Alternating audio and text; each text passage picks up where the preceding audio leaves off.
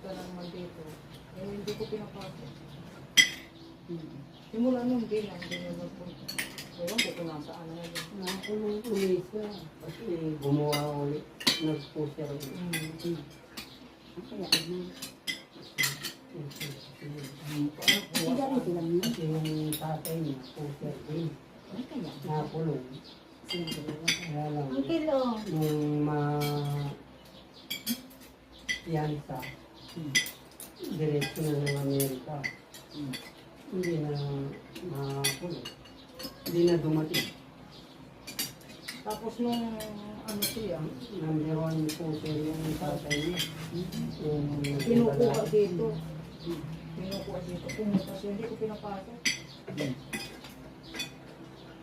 Hindi ko pinapasok. Nandun lang sila sa amin. Hindi ko pinapasok yan. Huwag kang papasok siya. Ako, trespassing. Hindi pumasok na doon sa harap. Tapos tinatawagan ko siya. Kumain mo. Tinatawagan niya. Saan si Mabel? Ay, Hinahanap niya si Sansa. Tapos sabi ko, bumili ng ketchup. sabi ko kung gusto mo ay sasama ko sa kanya, kailangan niya kung nga babalik ko yun. Kung babalik dito. Dali ko, hindi at dito.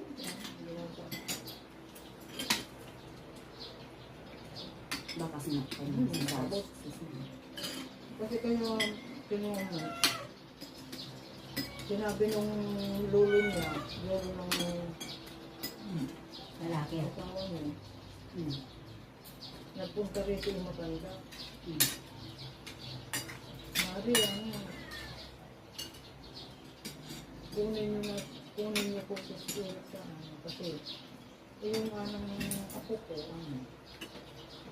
nagdala siya ng babae dun sa bahay nila. Kaya yung ginawa ko, kinuha ko ito sa dinala ko doon sa bahay sa kayong bata. Sabi ng matanda. Kaya kunin nyo na lang parang kung dito, Mamaya! hindi yun siya papasok, umuwi yung papapasok. Ayun ang ginawa namin. Hanggang pumunta dito. Nakasasaktan Punta dito. lang. Ang punta dito, tinatawag ng sinasaktan. Sabi ko, kung sasama ka sa kanya, simula nang umalis ka dito ngayon, naaraw na isa. Hindi ka na babalik. Hindi ka na isa. Hindi ka na babalik.